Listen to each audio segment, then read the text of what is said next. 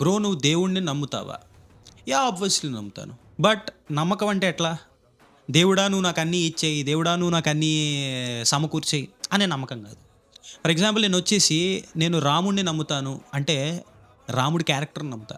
The way he was a good human. ఒక మగాడిలాగా, ఒక యోధుడిలాగా, ఒక మంచి భర్తలాగా ఏ విధంగా ఆయన పొజిషన్ చేసుకున్నాడు, the way he carried himself, దాన్ని చూసి నమ్ముతాను. దాని నుండి నేను నేర్చుకొని నేను కూడా ఒక మంచి మగాడిలా మారడానికి ట్రై చేస్తా. అది దేవుడిని నమ్మడం అంటే. గంటలు గంటలు గుడిలో కూర్చొని పూజలు చేసేసి, యాగాలు చేసేసి, యజ్ఞాలు చేసేసి, దేవుడా నాకు ఇది ఇచ్చేయి, నాకది ఇచ్చేయి అంటే అది భక్తి కాదు. అదేదో బిజినెస్ ట్రాన్సాక్షన్ అంతే. దేవుడా నేను నీకు ఇది చేస్తున్నాను కాబట్టి నువ్వు నాకు అది ఇవ్వాలి, అది భక్తే కాదు. దేవుడా నువ్వు నన్ను క్రియేట్ చేసావు, నాకు నాకు 2 చేతులు బాగున్నాయి, 2 కాళ్ళు ఉన్నాయి, చెవులు ఉన్నాయి, ముక్కు ఉంది, అన్నీ ఉన్నాయి, అన్ని సెన్సెస్ బాగా పనిచేస్తున్నాయి కాబట్టి నేను నించొని పని చేసుకోగలను.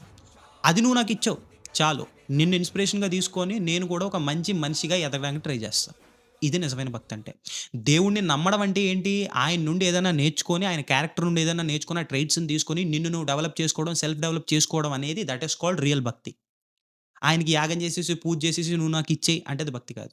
అది బిజినెస్ ట్రాన్సాక్షన్, స్వార్థం అది. అంతే. అదవుతుందా? నిస్వార్థమైన భక్తి అనేది దేవుడి నుండి ఏదన్నా నేర్చుకొని, ఆయన చూపించిన జీవన విధానాన్ని ఫాలో అయ్యి నువ్వు డెవలప్ అయితే అది నిజమైన భక్తి. దట్ ఈస్ భక్తి for me. So, I believe in God to develop my self, not to do a business transaction. జై హింద్, జై భారత్.